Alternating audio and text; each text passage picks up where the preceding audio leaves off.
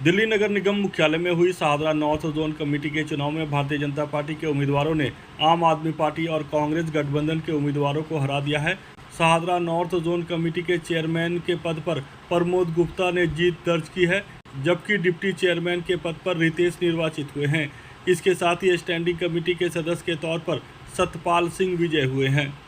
देखिए, सबसे पहले तो मैं आपके माध्यम से अपने पार्टी के शीर्ष नेतृत्व का धन्यवाद करता हूं और उन सब साथियों का धन्यवाद करता हूं जिन्होंने मेरे उपाध्यक्ष भाई रितेश जी में और हमारे साथ स्टैंडिंग के मेंबर बड़े भाई सतपाल जी में विश्वास जताया है।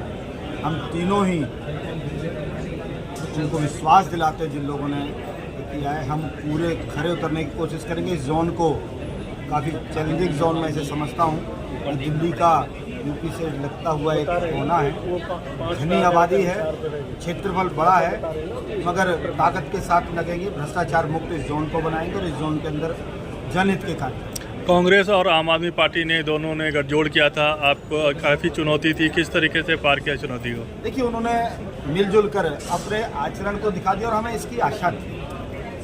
लोकसभा चुनाव में भी वो इसी प्रकार से दिखा चुके हैं। वो कहावत एक है कि चोर चोर मौसेरे भाई, जब वो किसी सिद्धांत पर नहीं टिकते, लोकहित के कार्य नहीं करते। 2 वर्ष हो गए, आज भी अब भी उनकी कोशिश ये थी किसी प्रकार से चुनाव रद्द हो, कोई भी जीते कोई भी हारे, जो भी सीट पर बैठेगा काम तो जनहित के करेगा, इस भावना के साथ आना चाहिए था। मगर दुर्भाग्य कि वो अब भी दूषित मन के साथ इस एमसीडी को चला रहे। 2 वर्ष हो गया, तो माफ़ी मांगनी चाहिए जनता से। तो कूड़े के पहाड़ हटाने थे, वो हटा नहीं पाए। क्रॉस वोटिंग हुआ है, कितना क्रॉस वोटिंग हुआ है, कितना वोट मिला आपको?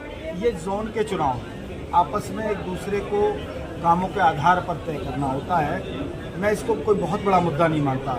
लोगों ने विश्वास किया कि भारतीय जनता पार्टी के सिपाही ज़्यादा अच्छा काम कर सकते हैं। साथी पार्षद हैं, वो 2 वर्ष से देख रहे हैं, हमारे आचार विचार देख रहे हैं, अपनी पार्टी के तरीके को देख रहे हैं, कहीं ना कहीं उनसे नाराज़ हैं। बहुत सारे पार्षद, बहुत सारे विधायक आज भी उस दल को छोड़ के आने में हमारे साथ विश्वास रख रहे हैं और ये विश्वास हमारे अंदर भी बताया। मैं उनका धन्यवाद। सतपाल जी, एक बार फिर से आप स्टैंडिंग कमेटी में पहुंचे हैं, क्या कुछ रहेगा खास इस बार?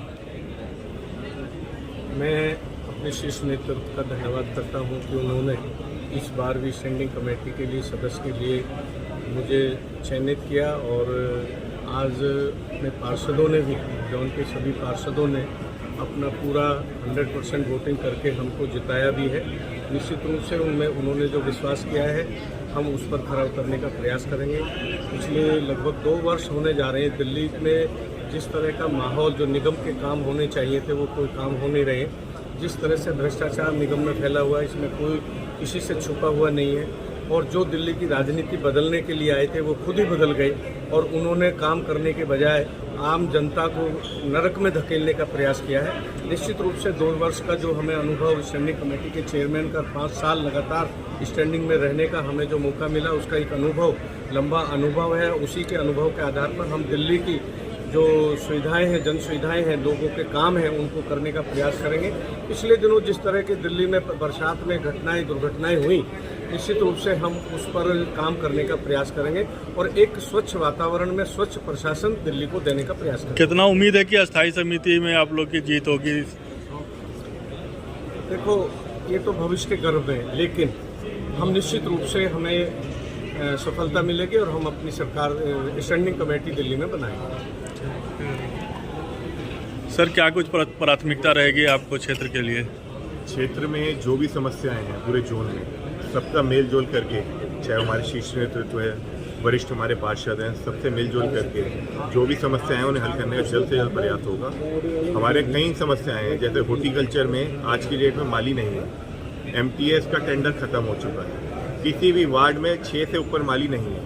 उसे सबसे पहले मेरा प्राथमिकता हॉर्टिकल्चर के ऊपर रही, क्योंकि क्षेत्र के सारे पार्क एकदम खराब पड़े हैं, कहीं भी हरियाली नहीं है। और ये जो सरकार बैठी हुई है आम आदमी पार्टी की, ये पार्कों की तरफ बिल्कुल ध्यान नहीं दे रही। और हॉर्टिकल्चर में एमटीएस का टेंडर पिछले 15 दिन से खत्म है, इन्होंने उसे रिन्यू नहीं करा। मेरा इन चीज़ों पर प्राथमिकता रहेगी कि पार्क को सबसे पहले जल्द से जल्द पूरे जोन के पार्क सही करें।